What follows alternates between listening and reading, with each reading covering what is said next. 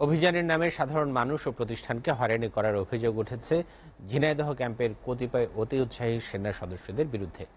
মাগুরা থেকে দেশের জনপ্রিয় কুরিয়ার সার্ভিস প্রতিষ্ঠান এসএ পরিবহনের গাড়ি আটকে রাতভর হয়রানি শেষে ভুয়া মামলায় গ্রাহকের বিপুল পরিমাণ পণ্য ও গাড়ি জব্দ করেছে তারা। এসএ পরিবহনের দাবি, গ্রাহকের বুকিং করা বৈধ পণ্যকে অবৈধ আখ্যা দিয়ে পণ্য ও গাড়ি জব্দ করায় হয়রানির মুখে পড়েছেন শত শত গ্রাহক। ব্যাহত হয়েছে জরুরি সেবা। বিস্তারিত ডেস্ক প্রতিবেদনে।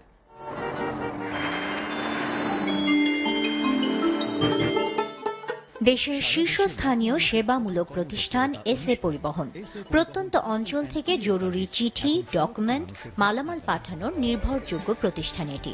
দীর্ঘদিন ধরে দেশের প্রতিটি জেলায় সুনামের সাথে কাজ করছে এসএ পরিবহন। গ্রাহক সেবা নিশ্চিত করতে পার্সেল সার্ভিসের সকল নিয়ম মেনে প্রতিষ্ঠানটি সেবা দিয়ে আসছে। কিন্তু এবার সেই প্রতিষ্ঠানটিকে হয়রানি করার অভিযোগ উঠেছে সেনাবাহিনীর কতিপয় অতি উৎসাহী সদস্যদের বিরুদ্ধে। সোমবার রাত 11টার দিকে এসএ পরিবহনের একটি ডাকবাহী গাড়ি ঢাকায় যাওয়ার পথে মাগুরার ভায়না মোড়ে পৌঁছালে ঝিনাইদহ সদর আর্মি ক্যাম্পের টহল টিম গাড়িটির গতিরোধ করে। এক পর্যায়ে অস্ত্রের মুখে গাড়িটি মাগুরা থেকে 35 কিলোমিটার দূরে ঝিনাইদহ ক্যাম্পে নিয়ে আসে। চালক ও হেলপারের মোবাইল কেড়ে নিয়ে কর্তৃপক্ষের সাথে যোগাযোগ বিচ্ছিন্ন করে দেয় তারা। রাতভর নানান নাটকীয়তা শেষে পরদিন মঙ্গলবার দুপুরে গাড়ি থেকে কিছু মালামাল জব্দ দেখিয়ে গাড়িটি আটক দেখায়। মাগুরা জেলার ভায়না চত্বরে একটি গোয়েন্দা তথ্যের মাধ্যমে একটি অভিযান পরিচালনা করি এবং এই অভিযানে আমরা 40 ধরনের বিভিন্ন সামগ্রী আটক করি। তা আপনারা আমাদের সামনে দেখতেই পাচ্ছেন এবং এর মধ্যে উল্লেখযোগ্য বিভিন্ন ধরনের শাড়ি, কসমেটিক্স আইটেম এবং খাবার দাবার। তবে গাড়িতে অবৈধ পণ্য থাকার বিষয়টি অস্বীকার করেছেন এসএ পরিবহনের কর্মকর্তারা। আমাদের যে সারাদিনে একটা হয়রানি, আমাদের গাড়িতে শিশু খাদ্য এবং মানুষের জরুরি ডাক ডকুমেন্ট ছিল, সেগুলো তাদেরকে বলার পরেও তারা বলল গাড়িতে অবৈধ মাল বলে তারা আমাদের গাড়ি আটক করলো। এর একটা সুস্থ তদন্ত চাই আমরা। সঠিক চালান থাকার পরও ওনাদের দৃষ্টিতে যদি অবৈধ হয়ে থাকে, তাহলে ওনারা যদি অবৈধ মাল রেখে আমাদের গাড়ি আটকে রাখবে কেন? গাড়ি সারাদিন আটকে রেখে পরে আমাদেরকে সারাদিন বসিয়ে আমাদের গাড়ি যা জরুরি ডাক ডকুমেন্ট, মানুষের মালামাল ক্ষয়ক্ষতির এই জবাব কে দিবে?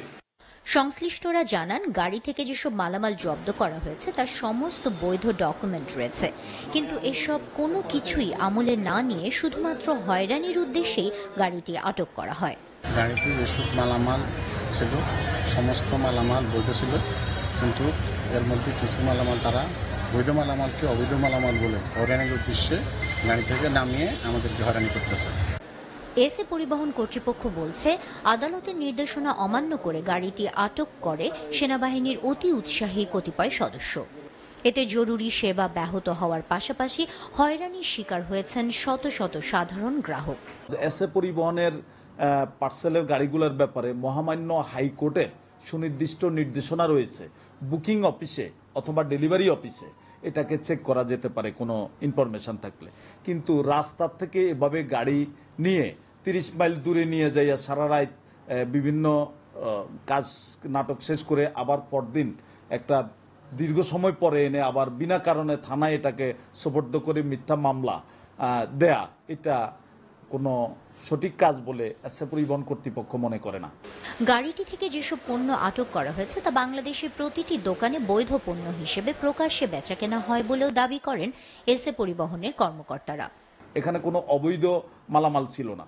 জনগণের, গ্রাহকদের বৈধ পণ্যকে অবৈধ দেখিয়ে যদি এই মিথ্যা মামলা করা হয়, তাহলে এই মামলাগুলোর জন্য গ্রাহকরা তাদের মালামাল ফিরে পেতে তাদের থানা, কোর্ট হয়ে দীর্ঘ সময় পরে তারা এই মালগুলা পাবে। এতে নাগরিকরা যেমন হয়রানির শিকার হবে, আর এসএ পরিবহনের মতো কুরিয়ার যারা 42 বছর থেকে দেশের শীর্ষস্থানীয় লিডিং কুরিয়ার হিসাবে জরুরি পরিষেবা প্রোভাইড করে, তাদের জন্য জরুরি সেবা পরিচালনা অত্যন্ত কঠিন হয়ে পড়বে। নিরপেক্ষ তদন্ত করে দায়ীদের বিরুদ্ধে ব্যবস্থা গ্রহণের দাবি জানিয়েছে এসএ পরিবহন কর্তৃপক্ষ। SA TV news desk.